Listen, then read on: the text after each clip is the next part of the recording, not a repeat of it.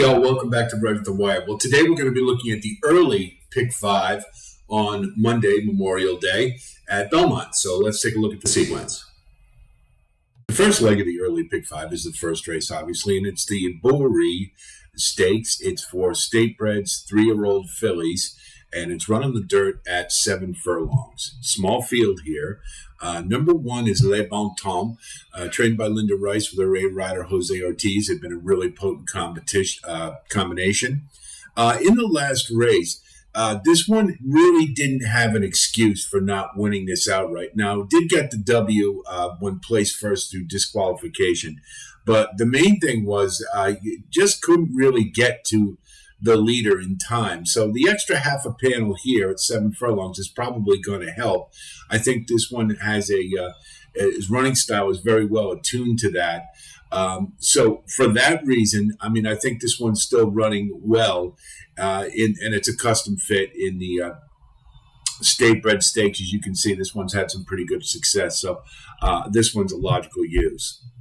Number 2 is Miracle, and we last saw in the Gulfstream Park Oaks and around 2 turns and didn't work out too well.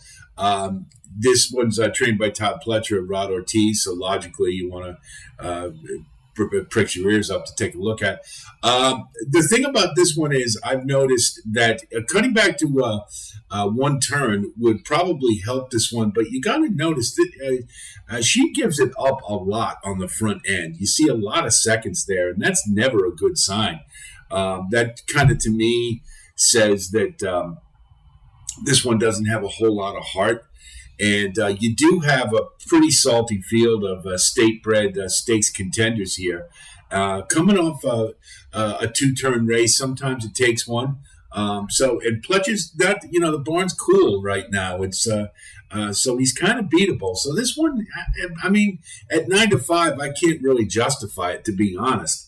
If you like her, I understand. I mean, early speed, could wire the field, but I don't like those lines. I just can't do it. Midtown Lines is trained by Brad Cox, and of course that gets us another one to get excited about. But look at the last 3 races. This one's been regressing as the class levels have increased, and really didn't have an excuse in the last race, much like Belmont. Just couldn't get to Little Lindsay and really didn't factor in the race at all, to be honest. Made a little bit of a late run, but it was a non-factor third and wasn't even close. So you see the decline in buyers. It looks to me like this one maybe has plateaued at the very best and likely is regressing. So I don't like this one in this spot either. Downtown Mischief is another one by Linda Rice, and she's got her second day rider, Jose Lascano, aboard, who's pretty hot lately. And you look at this one, and the first 3 races had a pretty good progression. You see getting a little better with every race. It's seemingly, but the first 2 was against state-bred company, and you see the next 2 were against Open, and as soon as that happened, the class level increased, and this one's performance started to regress a little bit. Now, you are going back into state-bred company, so this would be a little bit of a class relief, but it can't be a good sign that this one isn't rising to the challenges. And you see, particularly in the last one, it wasn't a mile, that's true, but was backing up. So 7 furlongs maybe helps a little bit, but I'm not just again. I think this one is seems to be plateauing or not moving forward. So I think is at 7-5, a little reluctant to use. Security Code is very interesting. First of all, you got a trainer, Phil Serpy, who's notorious for throwing bombs. You got a 5-horse field. These type of races tend to fall apart all the time because it's a small field. You got a horse here who's a late runner. You got a hot jockey, Javier Castellano, aboard. And in the last race at 7 furlongs, granted it was at the optional claimer level, but this one ran a pretty good race, a sustained drive all the way around, and mainly over the last few has been improving steadily. And ran the highest class level in the last race of any of the contenders. So this one I think makes a lot of sense And in a small field, particularly when you have some that look to be either regressing or plateauing, and this one's on the upswing, and you've got a couple of front runners in here, so it does make for what might be a lively pace scenario, and that would definitely help this one's chances. At 8-1 in a small field, why not? I'm going to use. Second leg of the early pick 5 is the second race, and it's an optional claimer for $45,000. Non-winners of 3 lifetime for state-bred fillies and mares, 3-year-olds and up. It's run on the inner turf at 6 furlongs. And number 1 is Road to Remember. Didn't fire terribly well in the last race, and we've got a lot of contenders coming back from that race. But it was the first after a fairly substantial layoff.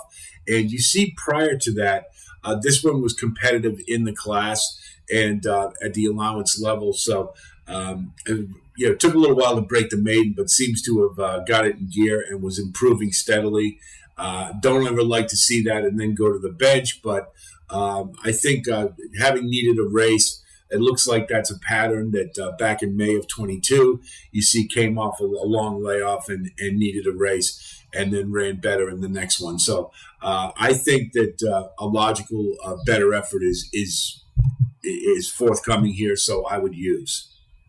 Silverfist needs the lead. That's the one thing you can see from the running patterns. Anytime she doesn't get it, it's trouble. And so you do see the one turf effort was not very good, and I think that obviously the case was this one just didn't get the lead. Not going to have that problem here, I don't think. Should be able to get up and on the lead. I'll expect you can probably run better than that lone turf effort. Coming in second off the layoff, it's a halfway decent angle. So I think there's others that are better here, but you do see this one is the second time off the layoff and paired her career high buyer in her first race. So there's a couple of things to like. And the fact that you don't have a whole lot of other early speed in here, this one has the potential to steal it. So at 15-1, I wouldn't talk you out of it if you wanted to use. Blame It on Mary is coming off a long layoff and spent a lot of time at the N1X level. And you do see some fairly good efforts in here. But it's not really a good angle to come off a long layoff for Edward Barker. And that really is...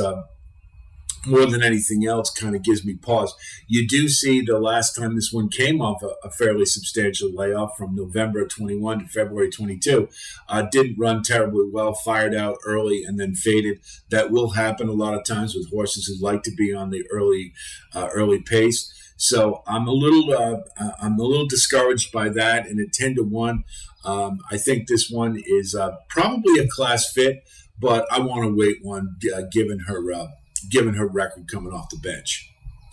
Shinful didn't have any excuses in the last race at all. It wasn't a very good race. It just, that last one, you got, I think, 4 who are coming from it. Is 0 for 6 on turf and 0 for 3 at the distance, and really just kind of ran around the track. Was way in the back. And, the notes are squeezed and steadied, but it really wasn't that much of a factor, I don't think. And made a mild move late, but wasn't enough to impress me to tell me that this one's going to be a factor here. How'd You Make Your Money is trained by Linda Rice. She's got her A-rider, Jose Ortiz. They've been killing it together. And there were a couple of things about this one that gave me a little bit of pause, primarily the work tab. But in taking a look at the angle, Linda Rice is 1 for 1, first with the team after a long layoff. And the work pattern of the horse that won was virtually identical to the one here. So I think this one will probably come into the race in good form. Now, the buyers are a little light in comparison on turf, but you have to recall that those were at 3 years old, and the last 2 in particular were around 2 turns. So you're getting a cutback in distance. And this one showed some promise. I mean, they thought enough of this one to put in some ungraded stakes and even a grade 3. So I think there's some promise here and in the hands of Linda Rice. And with her record, I think at 8-1, this one makes a lot of sense. Moon Age Daydream had absolutely no excuses in the last race whatsoever. Really poor effort, in my opinion. sat behind Patria, who was a really quick out of the gate leader, and just kind of hung around and never made a move, had every chance to, and as the chalk, and just kind of finished a really bad fourth. And so based upon that, you do get a Rod Ortiz, and this one showed some promise at 2. You can say that, did win an ungraded stakes, but really bad effort. And it wasn't the first off a layup, it was the second. And had a pretty good effort in the Here Comes the Bride. But at that short price, I don't know. It just didn't leave me with a very good impression of this one. And so I might look elsewhere. Temperamental was another one coming from that race, and really another one with no excuses at all. Just kind of ran around the track. Was on the rail, rated, saved all the ground, and in the stretch, when it was time to make a move, just didn't have anything. And again, it was another one that was pretty frustrating. You see that this one is capable of a little better, having won the last race prior to that on dirt. But just the form itself and that last one, and coming back without a lot of, no reason to get excited about a turnaround. I mean, it's Rudy Rodriguez, but I just, 12-1, I think is probably about right, and I wouldn't use. Fleet-footed is the one I think has the most promise in the group, who is definitely improving and on the right path. You can see did pretty well at 2 years old, and they thought enough of her to put her in the matron. If you look at that field, American Apple and Dance Macabre, I believe both ran in the Breeders' Cup Juvenile Turf. So that was, we can draw a line through that and give her a break. The best thing about it is she came out in an N1X against older, real important here, and won on the front end with a career high buyer. So second off the layoff, I think this one is poised for a big effort here. And you got a hot jockey, Javier Castellano. I think fleet-footed is my pick to win this race. Third leg of the early pick 5 is race number 3, and it's the Critical Eye Stakes. It's ungraded for state breds, fillies, and mares, 3-year-olds and up, and it's run on the dirt at 1 1/16. And important to note, at Belmont, that is a one-turn race. So again, you're sort of coming out of a chute, and so if you're on the inside, you got to hustle a little bit. Otherwise, you might get caught in that little area between the turn and the chute. Number 1 is Timeless Journey. It's trained by Ray Handel, and looks like he's cooling off a little bit. Started the meet pretty hot, but this one is coming out of the Ruffian, and didn't do bad. So you get a little bit of class relief here. But this one seems like this is about right, but there's others here coming down from classes who I think have a little more talent. That's really the biggest concern I have. At 9-2, it's a decent price, but I think there's others a little better in this race, and that's really more the issue than anything why I wouldn't use. Okay, honey, kind of the same thing. You're coming from a pretty cold barn. Amira Chikakli hasn't done terribly well, and this one just looks completely outclassed. I just doesn't look good enough whatsoever, so I would skip. Let Her Inspire You. It's trained by Todd Pletcher, and you got Manny Franco aboard, the normal rider. That's pretty good. Pletcher's kind of cool right now, as we've noted, so he's a little beatable. This one is kind of okay, nothing more than that. I see this one as maybe being a little bit of a pace presence, but recently, displayed a little bit of promise at 3 years old, and it doesn't appear that has really built on it terribly much at 4. And that's really the concern more than anything else. Now, you are getting a buyer progression, and you're going from 2 turns in the last race to 1. So perhaps there's a little bit of help there. But this one is by Practical Joke, so distance is always a question mark. And again, I just like others better, so I would pass. Classy Edition really didn't have any excuses in the La Troyenne last time. Just was ran into a wall of class and just wasn't good enough, really was what it came down to. You can see prior to that winning the Royal Delta, a graded stakes race, and this one had been making from some fairly steady progress and improvement up until the La Troyenne, getting a big class relief here. And so I think that this one's logical in this spot. Should be up near the lead. And just the fact that it's getting class relief, I think will be good. And I think this is a logical use. Sterling Silver is heading in the right direction for a hot barn with a hot jockey, moving to 1 mile and an eighth, which would be the longest run for this one. Don't think that'll be terribly much of a problem. The last two at 7 furlongs have shown some improvement, but this one does come off the pace, and I think is probably a better candidate for under. I think speed-wise, this one might be a little light. Hasn't really, again, this is another one, really hasn't built on the 3-year-old campaign where she finished second in the Prioress and had some pretty good efforts. And just so far this year, it really hasn't been that great. So I'm wondering if perhaps this one's either plateaued or just hasn't grown. And would be moving forward. So I think you can use this one under pretty comfortably, but I'm a little I'm not sure this one has what it takes to get on top. Venti Valentine, this one I think will really appreciate the one turn for 1 mile and an eighth. Has early speed, should be able to control a race from the front end. Doesn't have to have the lead, but think it's logical, and you see one of her better efforts back in April of last year in the Gazelle. She went on the front end and nearly took it down. So I think that's a good logical place for this one. Making the debut at 4 years old, the tab looks pretty good, and had shown enough promise last year to indicate that a move forward would be possible here. And I think if this one comes out with the kind of race it's expected, I think is a very logical win candidate. So tactically, I think the one turn really works well for this one, and I would definitely use.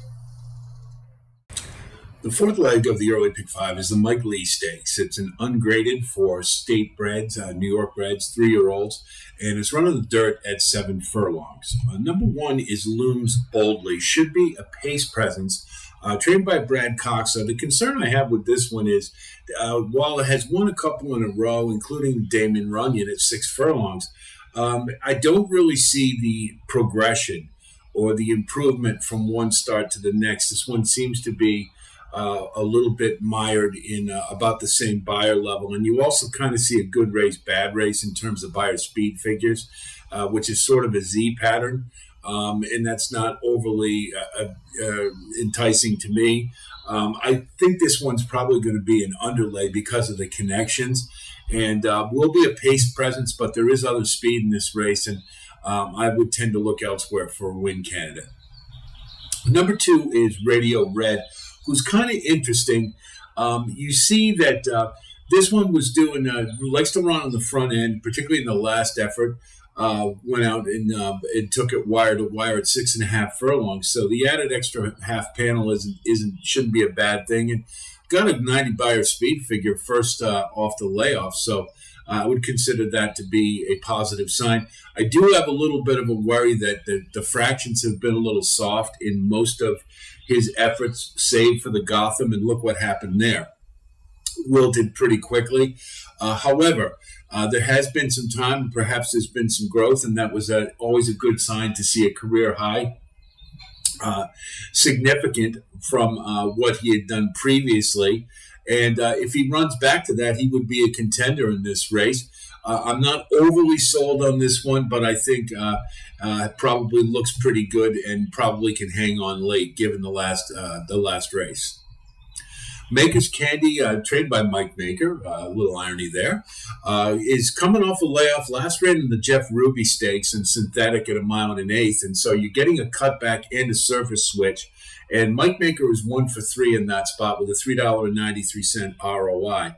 And his barn's going pretty well at Belmont right now. So there's a couple of positive things. You do see that particularly around 1 turn mile, that this one was really effective.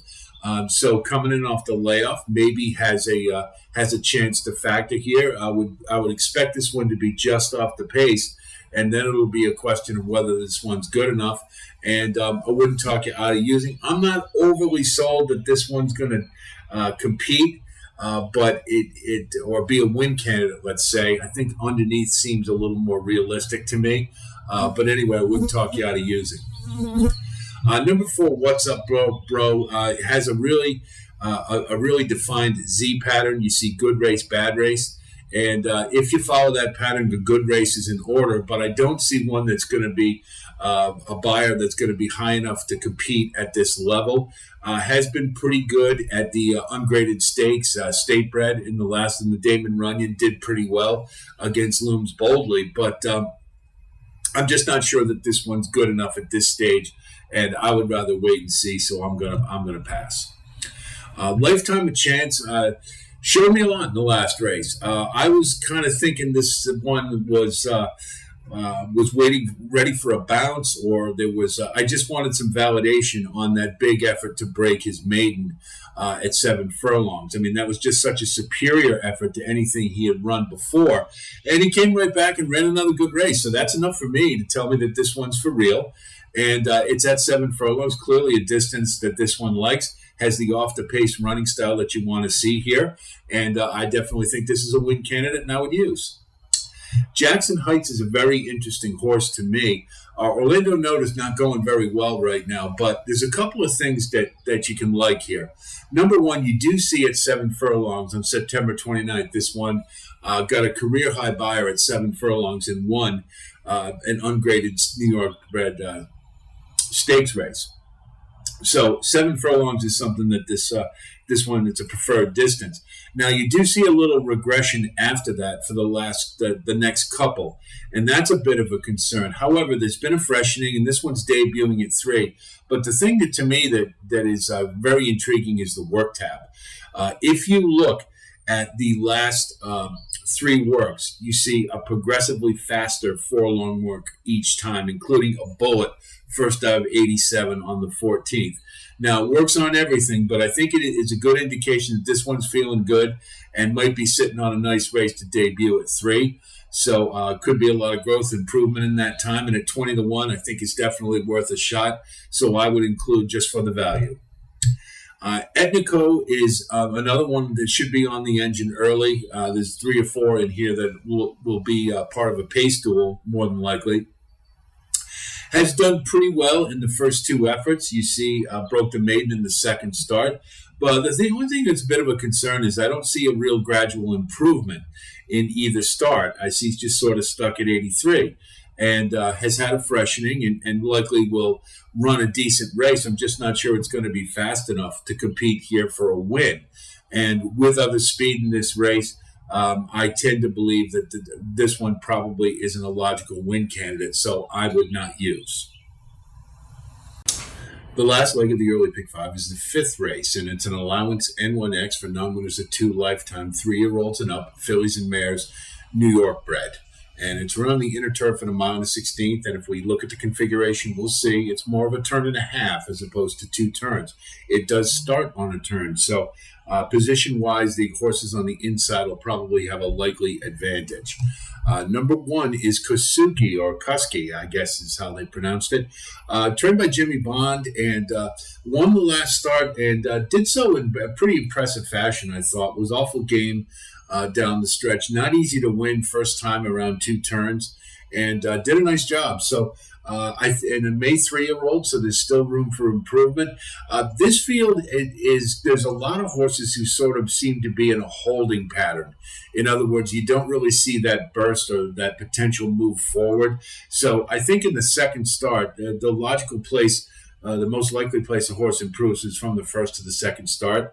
And granted, it wasn't state-bred company, but I think at 20-1, this one's a pretty good price, and I would use.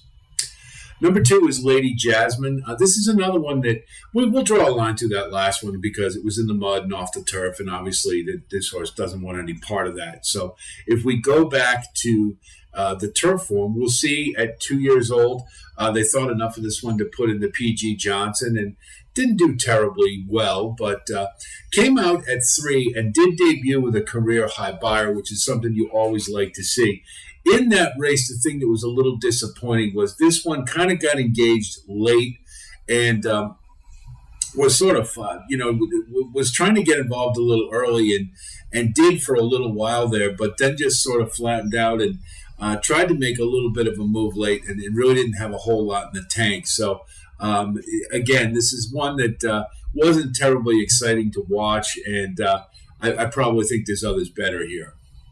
Sells Dream Girl is kind of interesting. You got Danny Gargan coming off a layoff, and this one took a few bites at the apple to get the maiden, and it did have to drop to a maiden claiming level. But one thing I do like to see is that the last 4 have been in open company, and granted, they were on a couple of them were on synthetic, but you saw a horse that was competitive at a bigger class level than you're going to get at the state bred level. So you'd have to like this horse from that perspective. And coming into the race fresh, I think it's a logical use. Smoky Eyes, trained by Christophe Clement, is second off the left. And again, we'll draw a line through that one on the mud. Probably didn't like it. We'll go back to the turf form, and we see a horse improving with every single start, which is certainly what you like to see. And ran pretty competitively in a couple of non-graded stakes races. And note that they weren't state breds.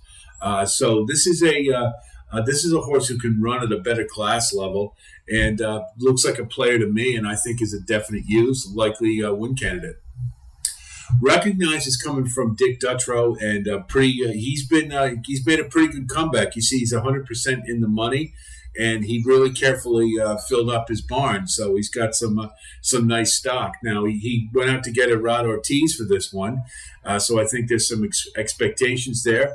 If we look, again, this is another one, last start, we'll draw a line through that. Obviously, the dirt isn't something this one likes. But we'll go back and see that at 2 years old, this one wasn't bad and run with a front-running fashion. And that may be the ticket in this race. There isn't a lot of early pace and is making the 3-year-old debut. And so there's some things to like here. It's mainly the running style that more than anything else. And granted, has the most inside post for a horse with speed. So that's one maybe you want to think about along those lines at a fairly decent price. Number 6 is Collaboration, trained by Linda Rice. And she is a 2 for 4 with a horse debuting at 3, or not debuting at 3, I'm sorry, third off the layoff on turf, and has a $4.24 ROI. So that's pretty impressive. You see that all the efforts have been against State Company, and again, we'll draw a line through that last one that was in the dirt and not indicative of this one's form, I don't think. If you look back, you'll see a horse improving gradually, and most notably debuted with a career high buyer at 3 years old. So I think the move back to turf will definitely suit. And I think this one is a logical candidate. Swedish Princess is another one that seems to be kind of in a holding pattern. The last race was the career high, so that's a positive. But just sort of, hung around and had a little bit of a move late, but was the victim of some race riding from Trevor McCarthy on Waterville, who's in this race. And just couldn't quite get by. He was making a really big effort to hold this one off. I don't know that we can say that was that much of an impediment, really. But this one, is a logical move. Is a move forward possible?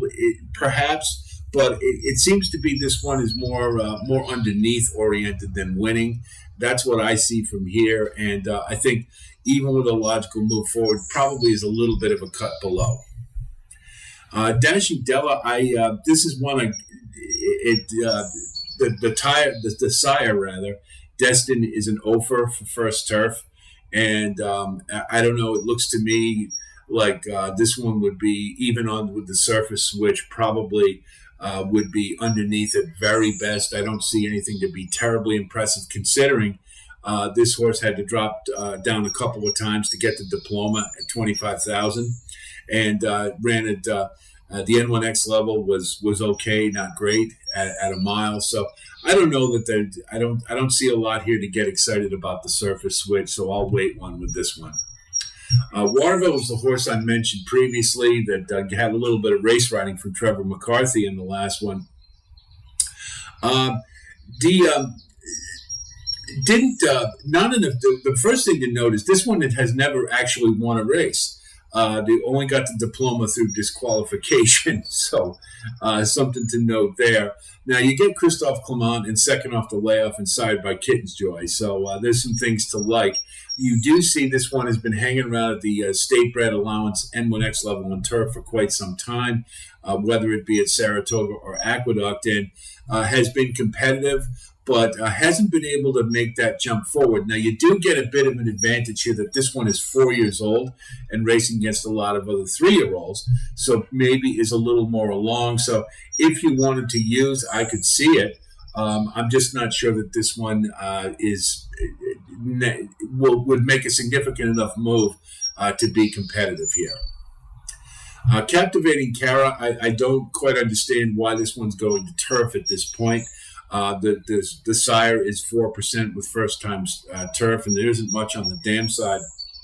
If you look, you'll see there are a couple of good things to like. Number one, this one has a couple of wins, 3 wins, but I think that's more than most of the field, and they are an open company in the claiming ranks at the 25,000 level and the 16,000 level. Problem is they're all on dirt. And if you look at the buyers, they don't really stack up with those here in this race. So I would probably pass on this one. I don't see enough to get excited about a surface switch. If we look at the also eligibles, I'm Just Kidding is interesting in that was competitive in the Miss Grillo, and you see ran against Pleasant Passage and Be Your Best and Free Look. That's a pretty good field. So didn't do bad at 2 and was making a natural progression. Ran in that Maid of the Mist race, and again, that was on dirt, obviously not this one's bag. Came out at 3 in a turf sprint, which is kind of unusual for a horse who was running around 2 turns, and it did pretty well and neared the career high buyer, so those are positives. And I'd probably include this one with Jose Ortiz aboard if he draws in. She draws in. Succulent, I really didn't see a whole lot here. This one just broke her maiden after a number of 13 tries. I'm just not going to take a horse first time against winners with that kind of record. Red Hot Chick is kind of interesting. Mike Maker trains. You got Jose Lascano aboard, a hot jockey, and this one comes off breaking a maiden. However, it was at the maiden claiming level, so you never like to see that going in against winners.